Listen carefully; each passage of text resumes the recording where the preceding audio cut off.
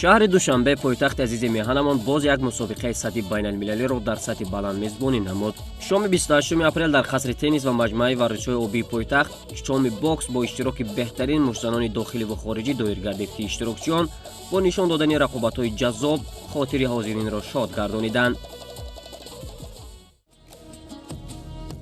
قسمت اساسی شام باکس باشد با رقابت جنبولات بیژامов از فدراسیای روسیه و آتابک توردیخوجیف از ازبکستان شروع شد. رقابت این دو ورزشکاران در وزن 75 کیلوگرم برگزار گردید.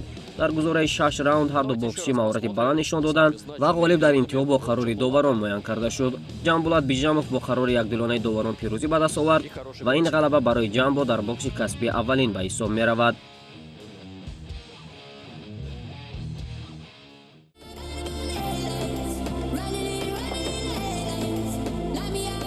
بعدا در وزن 57 کیلوگرم دو مشتنی با استعداد میهن خسروخان رحیمов از ولایت سوخت و شهرت سبزعلیف از ولایت مختار کوهستانی بدخشان برای رقابت نمودن وارد رینگ شدند.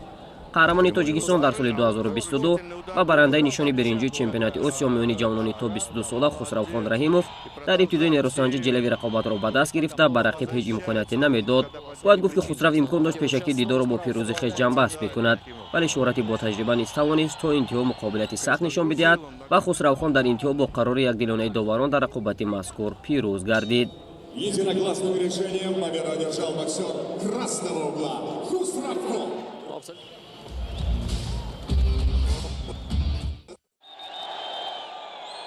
قهرمان اروپا از روی فرضیه IBF خریتون اگربا از جمهوری ابخاز فدراسیای روسیه با میرزا کمال نعمتوف از فرغانه ازبکستان برای یک رقابت 8 راونده وارد نیروسنجی شدند.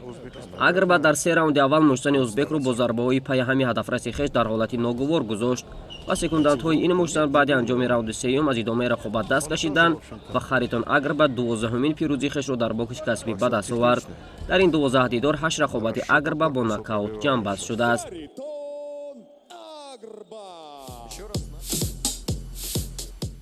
Ну, я не могу сказать, что мне было сложно, да. Самое сложное всегда это подготовка, то есть где ты тратишь все свои силы. А в бою я всегда получаю удовольствие. Это для меня как праздник выйти, показать свою работу. Хочется показать всегда красивый бокс, потому что когда ты делаешь работу качественно, соответственно, и публика реагирует совершенно по-другому. И для меня это как некого рода признание моей работы. И сегодня это получилось, я рад. И сейчас будем с новыми силами дальше работать, улучшать свои навыки и двигаться к своей цели, стать чемпионом мира. پیش از رقابت‌های مرکزی شام حاضرین شاهد نیروسنجی دو مشتنی با مهارت و با استعداد وطنی شدند. شهباز حییتوف از ولایت سوخت مقابل عبدالملک بولتایف از شهر ایسار در کاتگوری وزن 80 کیلوگرم 3 راوند رقابت نمودند. همگان از برآمد این دو مشتن حلاوت بردند و در انتها شهباز حییتوف با قرار جداگانه داوران در این دیدار دست بالا شد.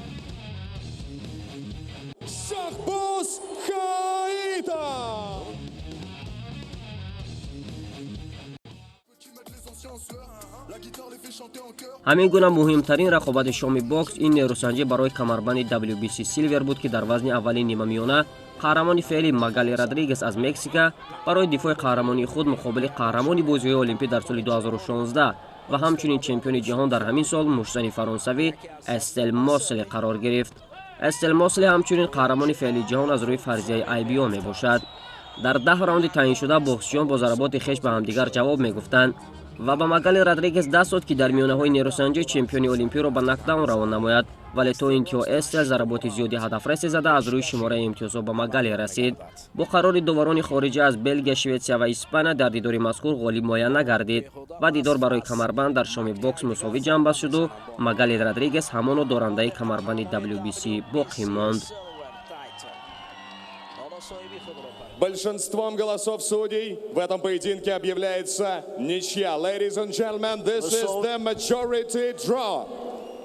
مساوی این نبرد را جنببست می‌کند.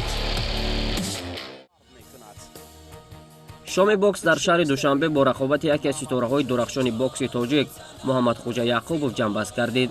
محمد برای به دست آوردن 20مین پیروزی در باکس کسبی در قصر تنیس و مجمع ورزشی آبی شهر دوشنبه زیر صدای آسمانکف هواداران وطنی مقابل مشتن ازبک جواهر بک کریموف وارد رینگ شد. در مقایسه با محمد امام مشتن ازبک آنقدر رقابت زیادی کسبی دایر نکرده است. ӯ дар ҳисоби хеш 6 пирӯзӣ дорад ки аз он 3 ададаш бо нокаут хатм шудааст. Ҳамчунин 1 бохт ва 1 мусовӣ дорад. рақобатеро ки кулли ҳаводорони маҷмӯа аз ибтидо интизораш буданд танҳо бештар аз 1 дақиқа идома кард. муҳаммад ибтидо ҷавоҳирбекро ба нокдаун равона намуд ва баъди ба рақобат баргаштани ӯ муҳаммад чанд зарбаи ҳадафраси дигаре заду ҷавоҳирбек дигар рақобатро идома дода натавонист. муҳаммадхоҷа яъқубов 20-умин пирӯзии касбии хешро дар хона дар ҳузури ҳаводорони худ хеле зебову барвақт ба даст овард ва роғибони бокси миллиро низ шод гардонд. Бо ҳамин пирӯзии дидании Муҳаммадхоҷа рақобатҳои шоми бокс ба анҷом расиданд. Посередине первого раунда на 1 минуте и 30 секунде Акмалжон Абдуллаев остановил поединок. Нокаутом свою 20-ю кряду победу одержал боксер из Республики Таджикистан Мухаммадходжа